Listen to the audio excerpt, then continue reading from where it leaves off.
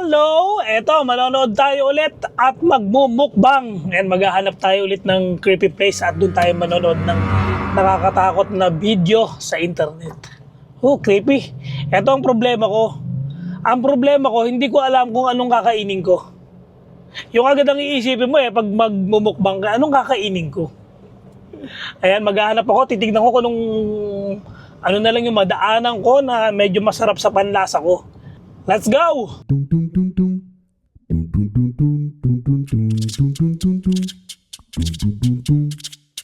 Ata, nakahanap na ako ng bibilihan ng pagkain. Dick Knock Chicken. All day breakfast. Ganda ng restaurant nila. Kainan siya ng mga tapsilog. At ito ang aking in-order. Ayan. Chicken in a bowl. 180.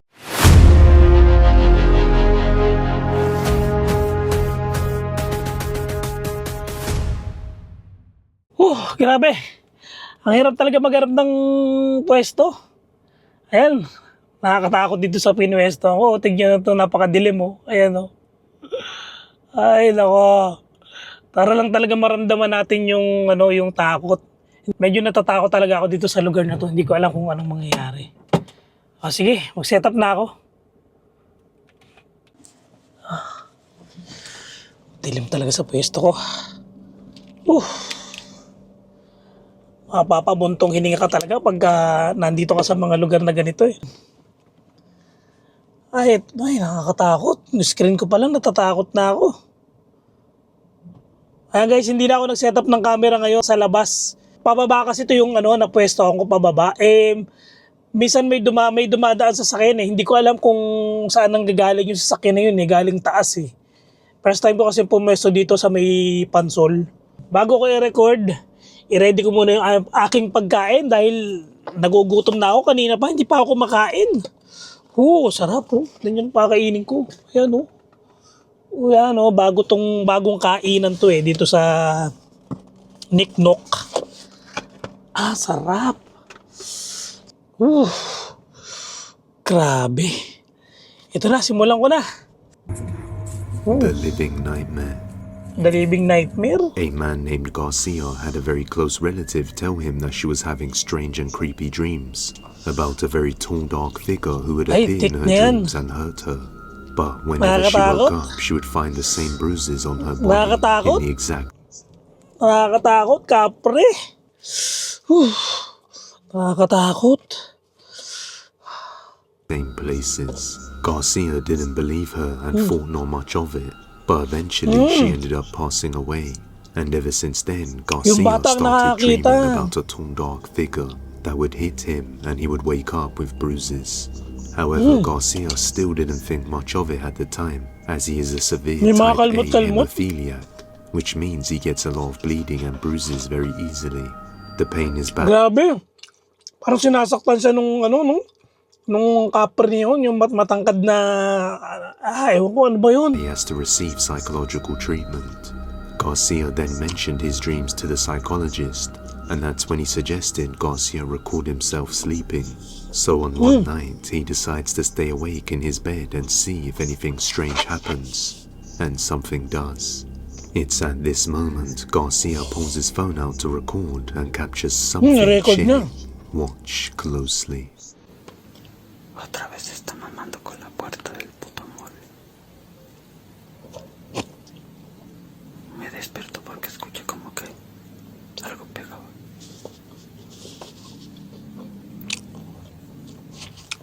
Yan. Ay, magalaw yung pintuan ng cabinet. Ni siquiera hay puto aire, no se mueve la cortina.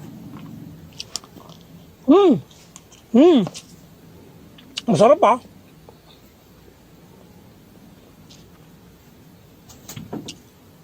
Ayun na. So talaga meron talaga nagpaparamdam. May gumagambala talaga sa kanila. Nagilabutan ako.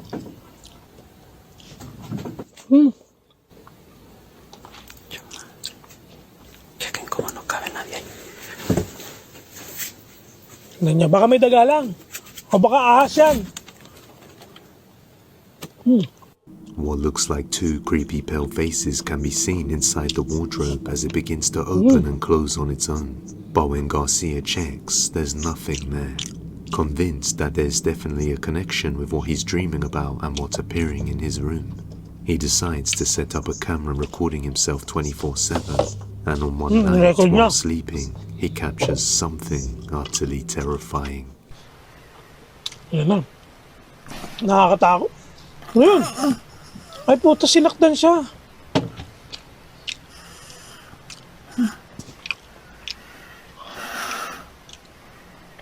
Para sinasaktan talaga siya. Takot.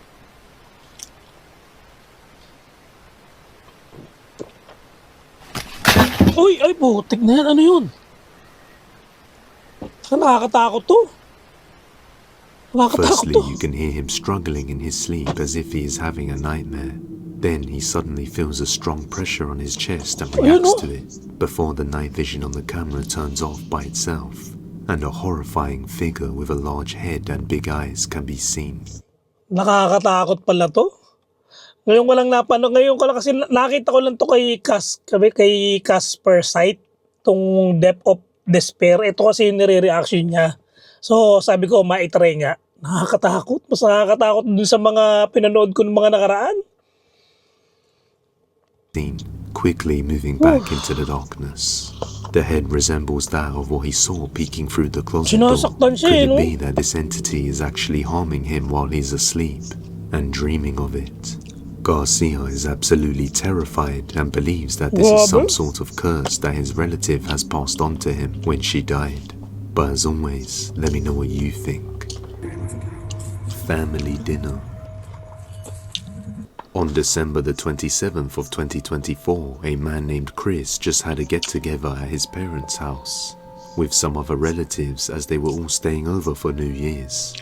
One day they were having dinner together and recording the moment to celebrate the family event, when suddenly something strange is captured. Take a look.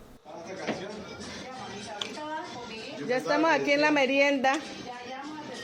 Tamalito con chocolate. Chocolate daw, queso, chocolate, pan merienda. y mantecadita. Buen provecho para todos. Marta, siente. No. Usted le va a tomar la foto a los. May dumaan sa camera. What looks like the ghost of a child can be seen going across the Bata. room really fast. What makes this strange is that the child can clearly be seen appearing diagonally going downwards and phasing through the edge of the table as it passes by. It appears to be as if the child is hovering across and not running on the ground. The family also stated that they didn't have any kids with them. Parang The next day, Chris nag-silhouette, made no? an update on the ghost capture. Es aquí donde ocurre el evento. Es la casa de mis padres. El apartamento es un apartamento pues es relativamente nuevo. Nakakatakot. Mis padres se mudaron hace un par de meses. Que pues aquí pudiera haber de pronto alguna entidad o algo. Grabe. En la sala, que es el comedor. A este lado hay una pared, unas piezas por donde no sabemos por qué se dirigió hacia allá. El niño sale debajo del mesón, pero es imposible. Si ustedes miran el vídeo es como si lo hubiera atravesado aquí esto.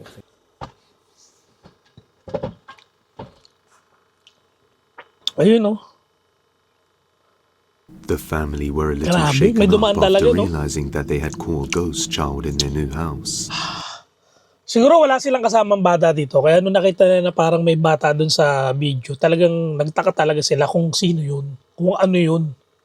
Moving in a few months ago, in another video, a grandma is celebrating her birthday with her friends and family. One of the family members decided to record a video of the grandma sitting in front of the cake, while the rest of the family sings happy birthday. It looks like an ordinary wholesome moment when out of nowhere, something disturbing is captured.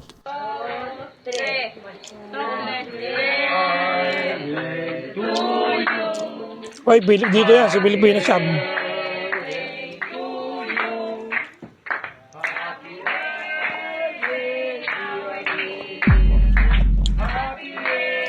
Ayun. May dumaan. While the family focuses on singing, a shadow-like figure quickly rushes by behind Grandma Yun. and vanishes out of view. After zooming in, we can see that it Nagilabutan ako. resembles that of a little girl. It seems that nobody noticed at the time, as the speed was probably too fast for the human eye and only seen on the camera. Kinikilabutan ako. After hearing the full story, it becomes more terrifying. The grandma once had a young daughter who passed away due to health issues. When she was alive, she used to run around the house and play. Hindi ako maanong lumingat sa paligid ko kasi yung daan kasi hindi ko alam kung may dadaan eh. She believes this may have been the spirit of her daughter returning to celebrate her birthday. However, others believe it's something evil imitating her daughter while she's vulnerable on her birthday. So in the end, did these families capture a ghost on camera? Or is it something else entirely? I'll let you be the judge. The unexplainable. Late in the evening, a man was walking down the road just heading back home when he saw something really strange. He knows he wasn't imagining things because he isn't the only person who saw it and reacted. Someone or something had been walking on the other side of the road before suddenly vanishing behind the tree. Another man who also saw the strange moment goes over to the other side of the road to see what's going on, but he finds no answer. The man recording is baffled, unable to explain what he had just seen, so he carries on recording, hoping that he would see it again. After a short while, he sees this. Right now, you guys ain't gonna believe me, but right there by the fire hydrant, I seen somebody walk by and they disappeared by the tree. Ay, may mga naglalakad-lakad daw pero I know you think nawawala. I'm fucking crazy. ¿Viste, güey? Iba pasando, someone was walking by, bro, and they just disappeared when they got by the tree.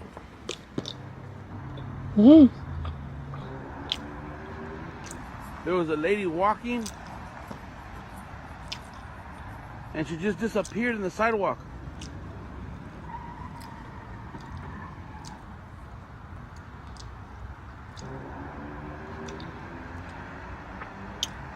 What the fuck? Grabe, nabigla daw You guys didn't nawawala. believe me, but somebody walking by.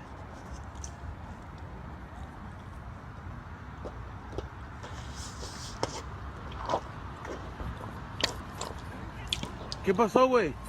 Oh, right there, mira. Ahí va saliendo. Oh, yun ma'am. What the fuck? Ayun oh. Mira. What the hell? Salió de la, Oo nga no. de un hoyo, güey, no mames.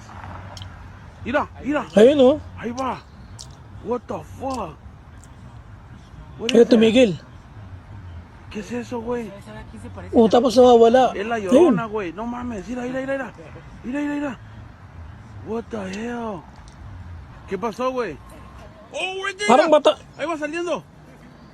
What the fuck? Mira. Parang matanda yung na ma'am. Salió de la, del un hoyo, güey. No mames. Oh. Mira. Ahí va. What the fuck? What is that? ¿Qué es eso, güey? Aquí se parece la viejita que camina. Es la Llorona, güey. No mames. Mira. What the hell? A dark figure suddenly manifests along the brick wall, as if it came out from within. The guy on the other side of the road gets frightened and quickly runs back to the other side to rejoin the man recording. The figure appears as if it was moving by the whole time, although there was clearly nothing there. As we saw, did they capture something paranormal on camera, or could there be some sort of explanation for this? Let me know your thoughts down in the comments. The Hindi ko masyadong Haunted. maintindihan yung video na yun. I featured Alex on the channel previously. Alex is a single mother who recently moved into a new house somewhere in France with her son, along with their dog and cats. The house was formerly the presbytery of a church and also has a cemetery located somewhere beneath it. Ever since moving in, doors started opening on their own, and noises would be heard around the house. Late one night, Alex is in bed watching TV while her son is fast asleep, when all of a sudden, she starts hearing a strange banging sound coming from somewhere around the house. So she pulls her phone out and begins to record. What she captures is the stuff of nightmares. Wow. Ayun, may nakakatok. Nakakatakot yung parang bulong.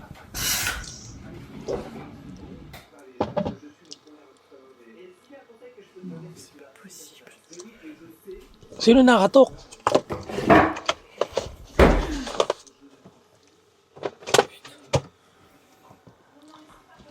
Sino nakatok?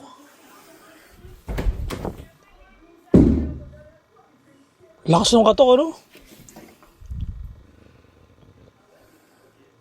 O, wala naman.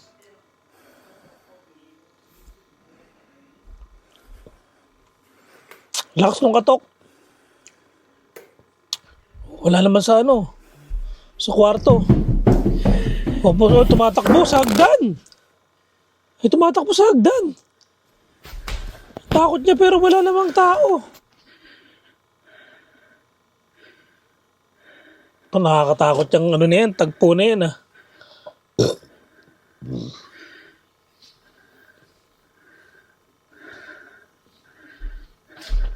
The drawer opens by itself and the bedroom door slams shut.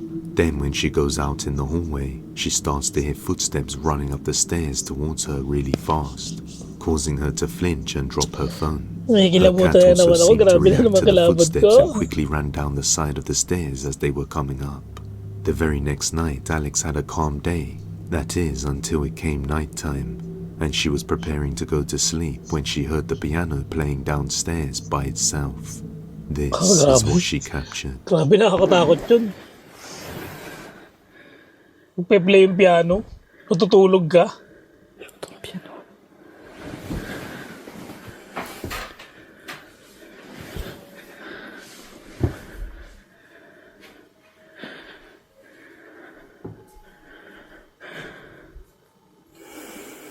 Parang may nakanta-kanta pa eh, no?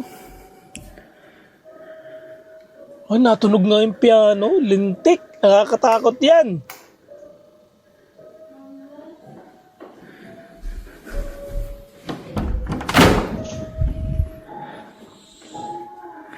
Oh, ang lakas. Puta, grabe, nakakatakot to. Haunted yung bahay nyo.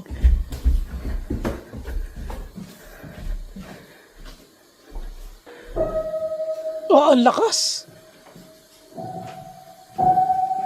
Gagong multo to. This oras ng gabi nang bubulabog. Lakas, palakas na palakas.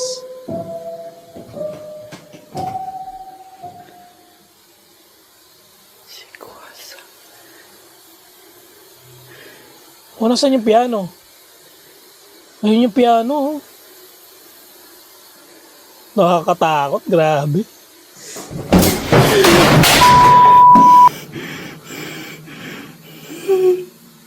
Grabe yun, ang lakas.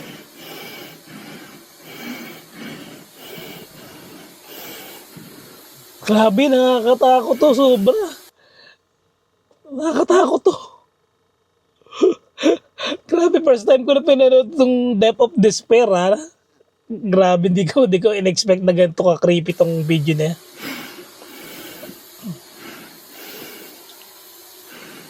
Grabe, galit na galit. Eto to, tingnan natin tong rocking chair.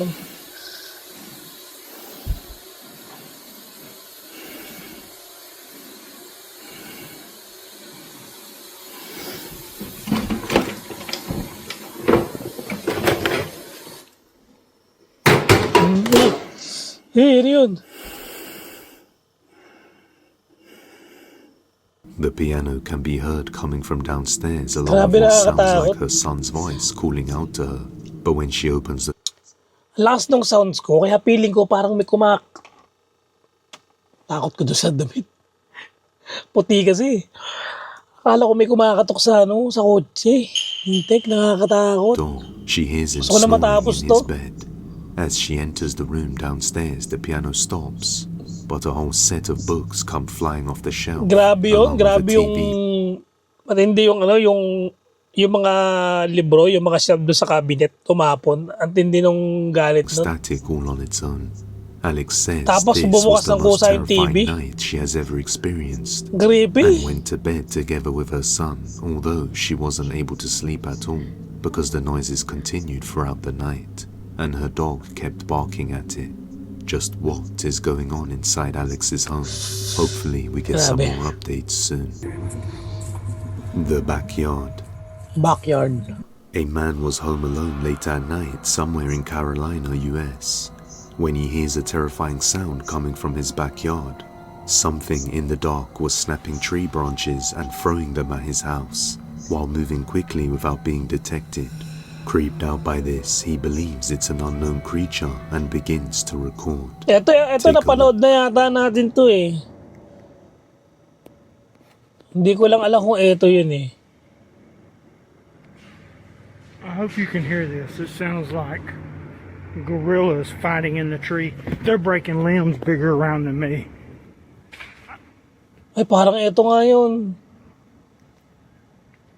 Ayan o, siya yun nga yun. Halos yung mga nagta-top 5, no, halos pare-parehas lang din yung nila. Yung nila na sabihin nagiging video nila. Kaya minsan na may nagkakatulad-tulad talaga. Ayan o, may bumabali nung sanga.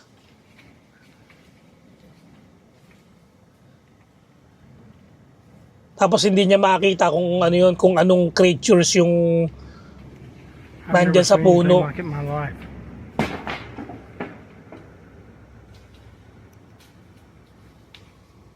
Pero may something talaga sa puno eh, no? Pero hindi niya makita. Kahit na sobrang lakas ng flashlight niya. Second time I've come over here, and the first time when I got up under them trying to figure out what it was, they started breaking limbs off and throwing them at me, and I still cannot figure out what it is. Look, they're ruining this freaking place.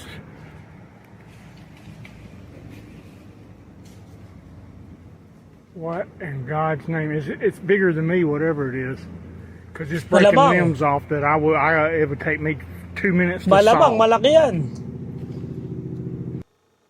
Malamang malaki doon. Malaki yon kasi halos biro mo na be-break yung mga katawan nung yung sanga, ang lalaki ng sanga.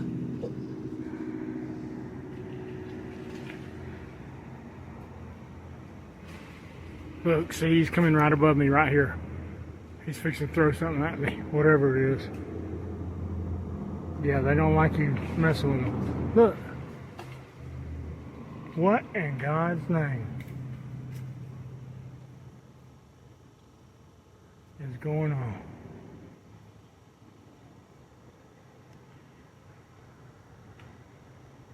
Baka kita mo ng ganyan, nang walang flashlight.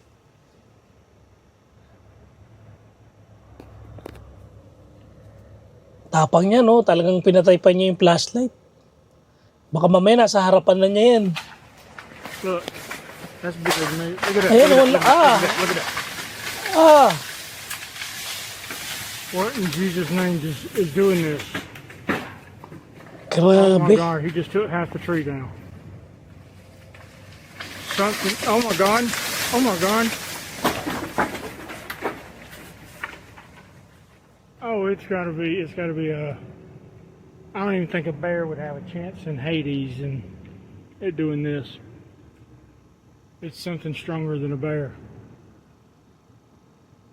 And he is pissed.